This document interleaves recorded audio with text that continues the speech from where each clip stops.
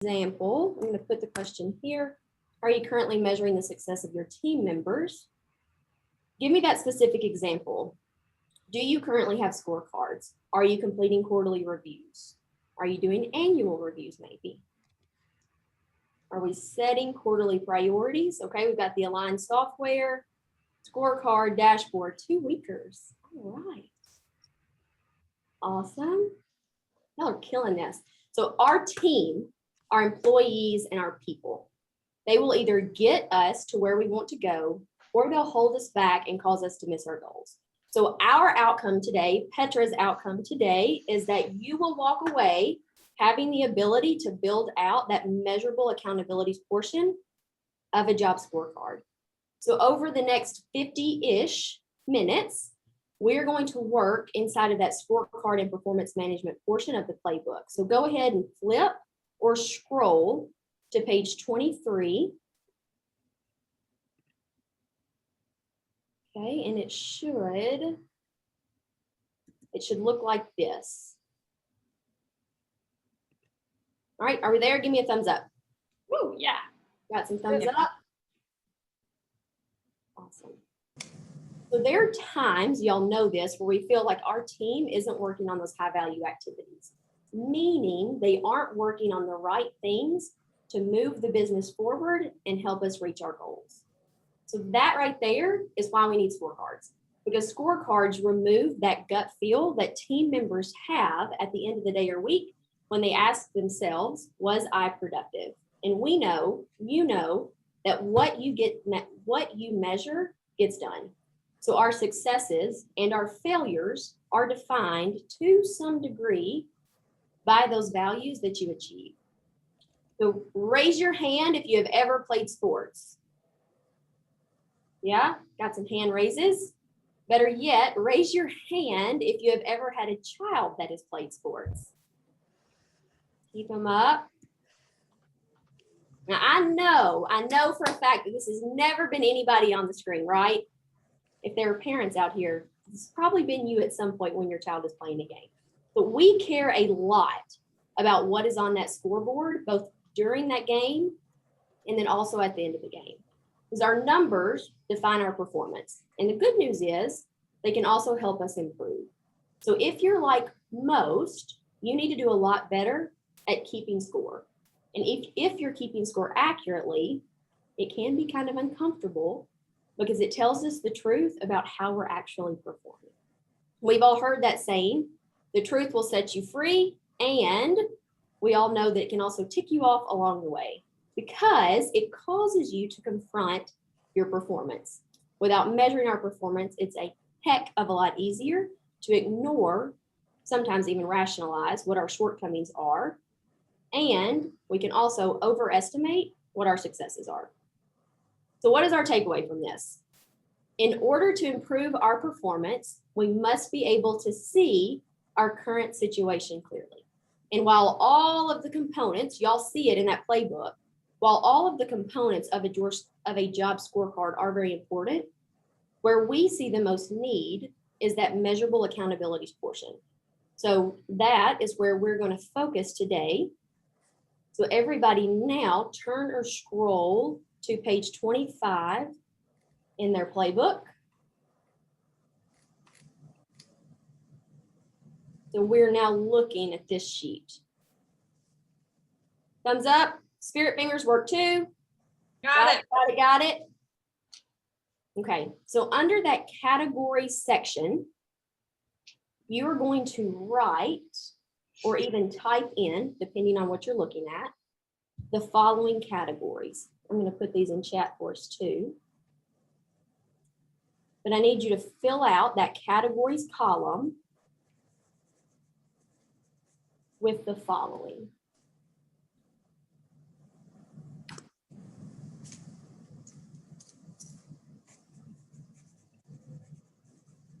Once you've done that, give me a head nod or a thumbs up again. All right, Sarah's good. Got some thumbs up. Ron, thank you.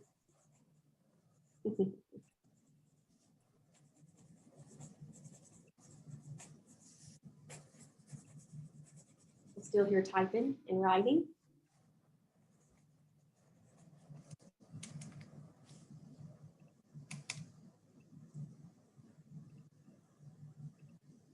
Are we good? Awesome. So we will come back to these in a few minutes. So just hang with me. You all will put these categories to use here in just a few minutes. So to help me today, I need everybody to take themselves off mute for 2 seconds. To help me today, I've asked Sarah from Magnolia Physical Therapy. Everybody say hi, Sarah. Sarah. Hi, Sarah. Hi, Sarah.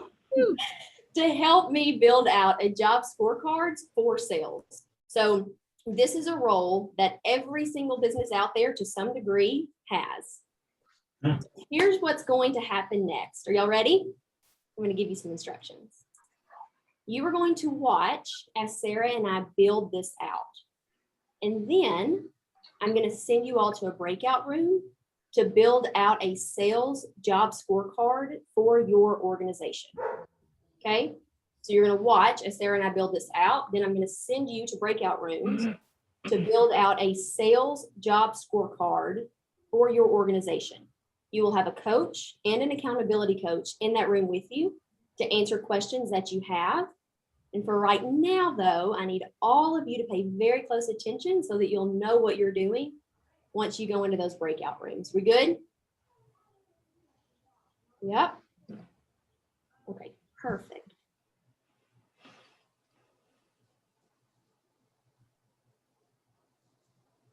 All right, tell me what you see. Your Word doc. Got my Word doc, says measurable accountabilities at the top. Yep. Yeah? Yep. All right, let me find Sarah. There's my girl, perfect. Okay, so when we think measurable accountabilities, so these are the most critical outcomes of a position. When we look at a job scorecard, we do not want to measure what those daily activities are. Here's why. You want to hand this job scorecard to your A player to say, here are our expected outcomes. Now I'm going to let you go and figure out how to actually make those things happen. So we're looking at this scorecard through the lens of it being a sales job scorecard, what you'll go build out here in a little bit. So Sarah, for Magnolia Physical Therapy, when you think financial performance, what have your A players been able to accomplish in the past from a financial performance standpoint? So they would be successful if they were able to reach a revenue goal, let's say 94 million. That would be very successful. Okay. So revenue being a critical outcome of financial performance, not necessarily how many calls do you have to make, right? But what's the actual outcome of making those phone calls? Right. However they get to that would be amazing. So you revenue goal of 94. 94 million? Yes, ma'am. All right. So if they were to fail, what does that look like? Essentially not achieving a particular percentage increase. So you expect them to have a year-over-year increase. Yes. Okay. So again, what would a successful year-over-year increase look like? 35%. We're going 35%. Yeah. Okay. All right. So is our sales position, person who's in our sales position, are they responsible for upselling, or tell me how do. Okay. There is a portion of that we would require them to do some upselling in that position. Okay. Would you consider upselling to be a critical outcome looking at the lens of financial performance?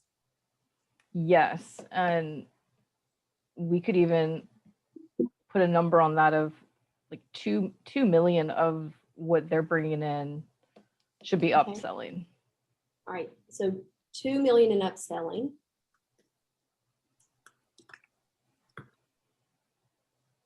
So again, I'm coming back to this statement, looking at the lens of financial performance. If this person did these 3 things, would you consider them to be an A player? 100%, yes. 100%. All right. So all my sales folks at Magnolia Physical Therapy, be sure you're taking notes.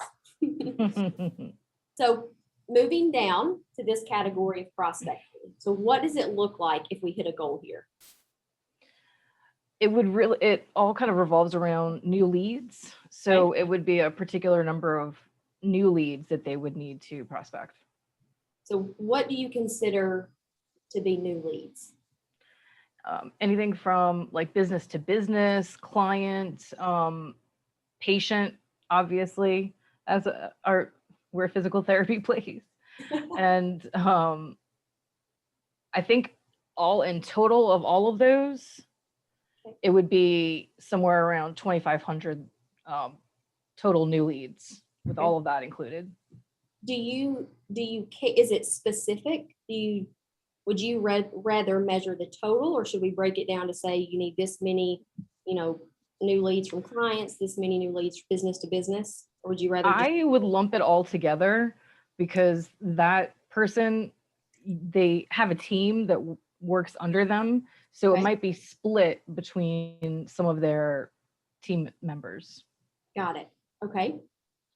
So we have 2,500 new leads. So, well, actually, let's do this, including patient,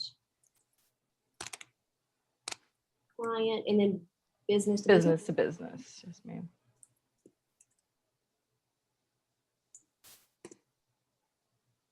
So to generate 2,500 new leads, I imagine we have to spend some of our time prospecting, right? Yes. How much time, and again, what critical outcome, how much time do you think we should spend prospecting?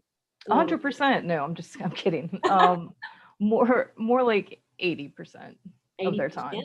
It's a pretty big portion.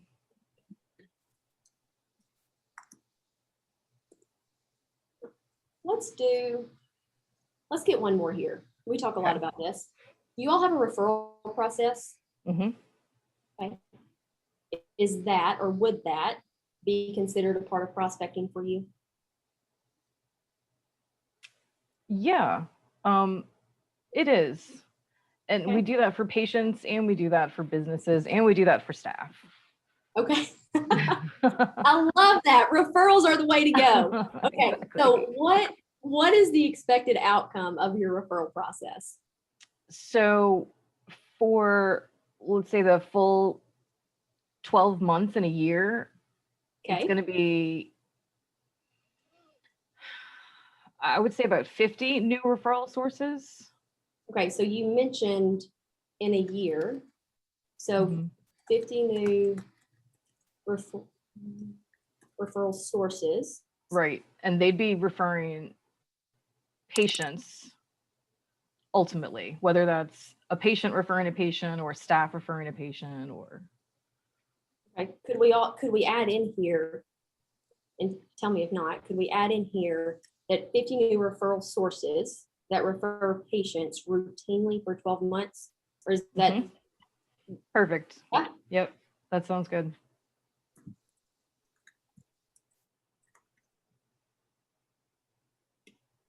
Moving on down this list.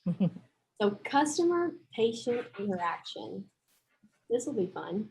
So tell me what is an A player performance with customer and patient interaction? So we look a lot to our returning patients. So retention of our patients is key, because not only will they come back, but they'll refer their friends and family and talk to their doctors and all kinds of things. Yeah. So with that, how do we measure that? We try to keep that retention or the returning patients coming back at like a really high 90. If 95% of our patients came back, Okay. or referrals were from those 95, I suppose, also. So 95% of our patients returned. So let's do this. We'll look at that as retention. Okay. Okay, so we have our returning patients. What would the expected outcome be for new patients? So we would consider them new cases. So a patient could come back with multiple cases. Okay. Somewhere between 1,500 and 2,000 new cases. We're ambitious, but you know. Hey, no, I like it. I like it a lot. Again, this is something that you want to hand to your A players and let them go and figure out the how. So you've set the expectation for them, hand it to them on that silver platter, and then let them go and figure out how to make these things happen. So I love the numbers. I love that we're being ambitious. Next thing, and I know this is generally pretty high for you, with returning patients and new cases. So how do you measure your client satisfaction? We do surveys that we send out at different points of their care. So before they're discharged, after they're discharged, and a couple times beyond that, I think too. And that would give us our Net Promoter Score. Okay. Right now, just to get an idea, we're at 84. Yeah. And I feel like that's pretty good. I mean, anything above a 70 is considered to be world class. So if y'all are in New Orleans and you go to physical therapy, everybody needs to go see Magnolia Physical Therapy. Yes, please give me a call. Email me. Deal. That's a deal. Yes.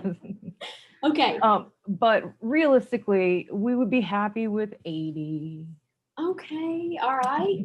We're at an 84 right now, but maintaining an NPS score of 80. Right. Okay.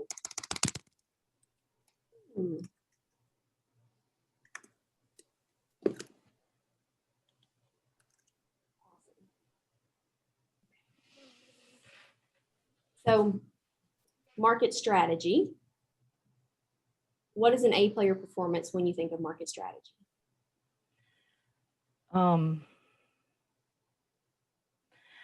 Pitching to businesses. We're looking at kind of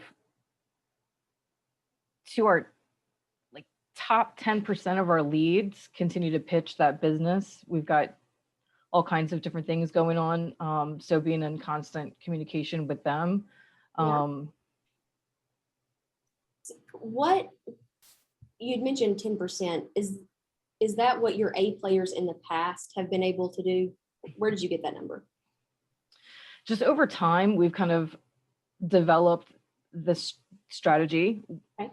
When looking at the top 10% of what people refer to us, we'd want to be able to keep up that communication and basically have them go in and, pitch business cases to those individuals and maintain that relationship. We're building. Mm-hmm. Let's do this. We're building business cases and pitching.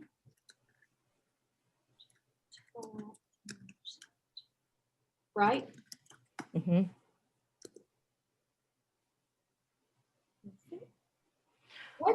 What's another critical outcome of market strategy? We actually take a pretty deep look into just kind of forecasting for things and all the different reports and information that we have. But it's got to be pretty accurate, as we've learned over time. So, and this might sound crazy, but we've kind of set that number at 95% accuracy. Ambitious. I love it. I absolutely love it. And to answer your question a little earlier too, we have had people in the past maintain a lot of what we've written down. Yeah. We haven't written it down exactly in this way before, but we've had people, it can be accomplished. It can be, and we'll figure out a plan to make it happen. Yeah. So we're going to look, I know social media marketing, this is a pretty big deal for y'all, might not be for every single other person. And though, if it's not relevant to you, when we get into those breakout rooms, you can scratch this category, but continue to stick with us. So Sarah, when we're looking at social media marketing, what does that look like if we hit a goal here? Well, we may need to break it down, and maybe you can help me with this, because we track things like likes, shares, and followers. Like that. But all of those should be increasing. Okay. Whether it's a like or a follow or Okay. anything else. So what have, again, A players been able to do in the past when it comes to increasing followers or increasing likes? Okay, so I would say 30% of an increase in followers. Okay. That's manageable. And that's kind of what we would want to see at the high end. Okay. Is that, so in the past, have A players done 20% and now we're pushing to 30%? A little mixture of, I guess it would be like an average of 30%, because I've had people not hit that mark, and then we've had people exceed that mark. But we would be happy if it was 30% as far as followers. Okay. And as far as likes, I would up that more, because it's kind of a different thing, to about 40%. Okay. So when we say followers, is that, this is Facebook, Instagram, this is across all social media platforms? All social media, yeah. Okay. Pretty much everything social media related, we would kind of grab all those pieces of data from all of them. And put them into one, lump them together. Okay. So in order to increase followers, and in order to increase these likes by 30 and 40%, how many posts do you have to make a week? 2 to 3 a week. And that would be, we'd be happy with 2 to 3. We'd be happy with 4, but let's realistically say 2 to 3 per week, but that would be across everything. So it would be 2 to 3 a week for Facebook, 2 to 3 a week for Instagram, that sort of thing. So I guess more than that, but across all platforms, really. Okay. We'll say 2 to 3. And then we have a section on here for this personal and professional development. Jennifer had touched on this earlier. Again, if you've been in a planning session with Andy, he will show you that Mind the Gap poster. So if you are growing yourself, the business, of course, is going to grow along with that. So it's always a good idea to have personal and professional development listed here on this scorecard. So Sarah, what kind of personal development is expected of somebody in this role? Because this is a director position and work really closely with our chiefs, and our chiefs are constantly reading different books and listening to podcasts, but what we would like to see is about 10 books read, management wise or personal development wise, a year. All right. So at least 10 At books? least 10. Mm-hmm. Is there anything else that y'all do or expect when you look at personal or professional development? Well, funny that you say that, because today is a good example of one of the events that we encourage our directors and supports. I know y'all are all on here to make me happy. We are. And so what we typically like to say is maybe like 1 a quarter. So 4 for the year. Okay. And we would like it if, like today, our direct reports and supports were in attendance as well. So I guess I would say 4 for the year, including their team. So let's do this. Attending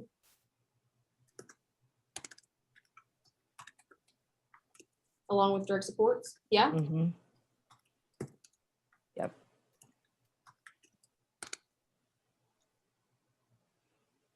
That look good?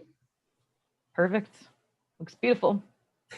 So you want to continue down this path until you can look at this scorecard and say, if this person does these things and only these things, would you consider them to be an A player? So Sarah, I'm going to come back to you with that question. If the person in the sales role does these things and only these things, would you consider them to be an A player?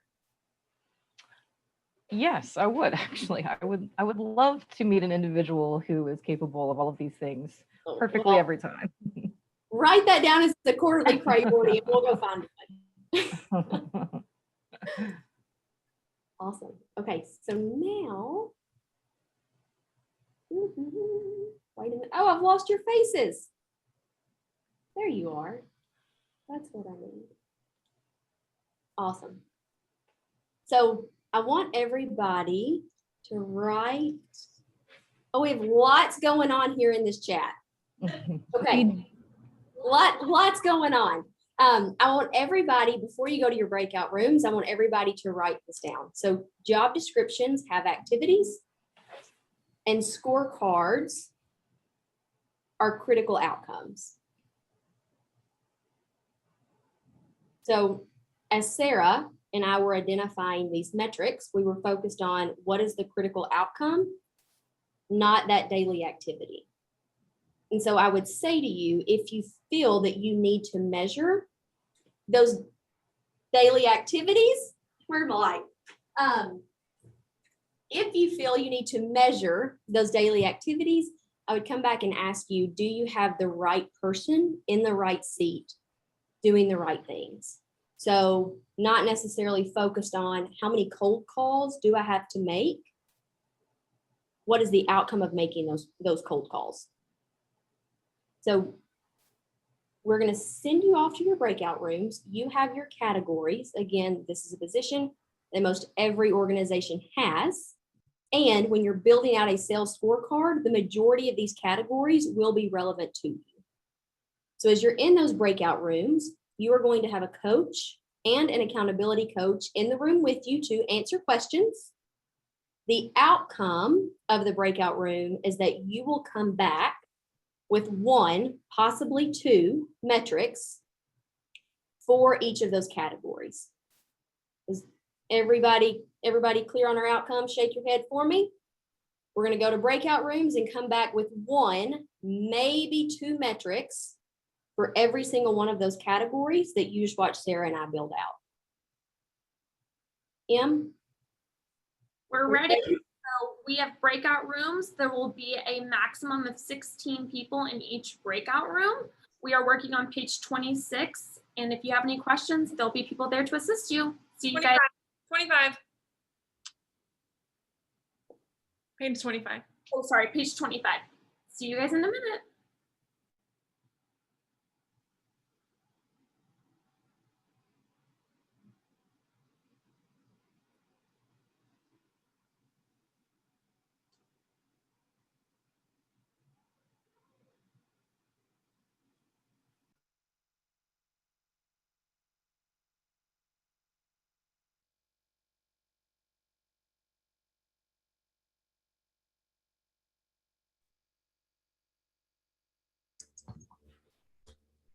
That could have lasted a little bit longer, right, Bill? Next time. All right, we've got people rolling back in. How was that? So everybody show me your hands. My spirit fingers, I see them. Okay, I want you to type one thing in chat that you learned in one area that you struggled. So for those just getting back in here, we're answering this question. What is one thing that you learned and where is one area that you struggled?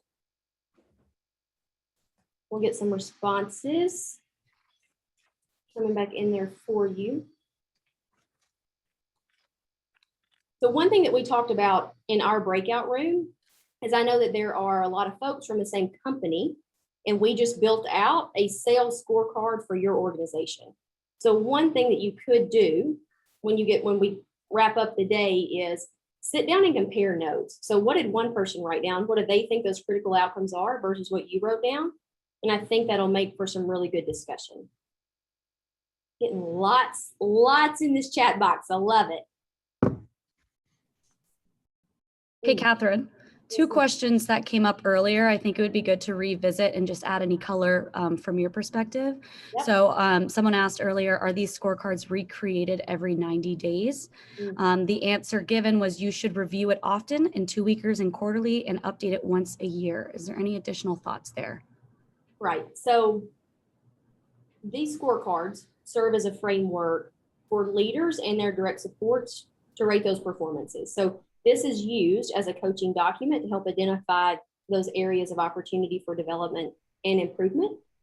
So they can be used quarterly and annually, or really whenever a leader needs to have a conversation about performance with their direct support. Scorecards should be updated on an annual basis. So I saw this somewhere in the chat was just start somewhere. And that's what I would encourage you to do. So start somewhere, start measuring some of those critical outcomes as you go throughout the year at that, maybe it's a biannual review, maybe it's an annual review. If you see that you aren't measuring the right things for that role to be an A player, to be successful, then make those updates on an annual basis and use these things as a coaching tool. So 2 weekers, when you set quarterly priorities, pull it out and use it for those things. Is there another question? There was more of a comment asking if there was any categories that tailor to specific roles for examples to provide to them after. So I know that we have a long list of other scorecards that we know you have worked on that we are happy to share with them to help gauge that. Yeah, Absolutely. I know we're coming up on our time here, and yes, we can help identify categories that are more specific to the role that the person is in. So looking at scorecards, we know, so these provide a roadmap so that every team member knows exactly what success looks like, how they're going to be measured, and how they're going to spend their time. So this gives us that clear picture of what our reality actually looks like and helps remove that gut feel that our team members have when they ask themselves, was I productive? So each of these scorecards should align with that larger one-page strategic plan. So you're measuring those key set of indicators that tell you how you're performing. So in doing this, every single person on your team can act like the CEO of your business, making better decisions, taking better actions, which can only improve your results. So my call to action for all of you, if you are not measuring your team's performance in some way, or if you need help measuring your team's performance, building these things out, coming up with more specific categories, if you struggled with those metrics, please, please, please reach out to us because we do want to help you with this.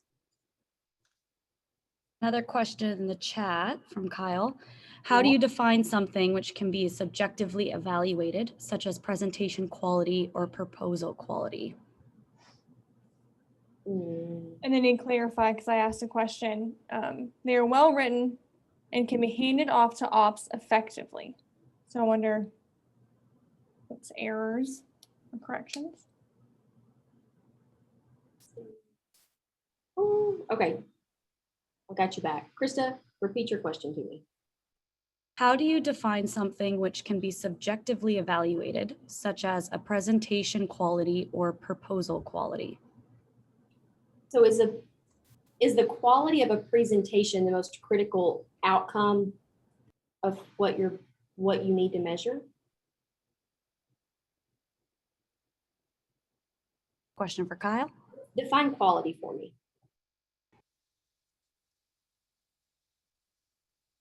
I would assume quality would lead to an actual close of business at some level, get proposals, and so it would feel like that would be the quality of a proposal. So Right. Presentations and proposals, if they're done really well, they lead to a higher level of closing. Yeah, close rate. Marshall says close rate. Marshall says close rate.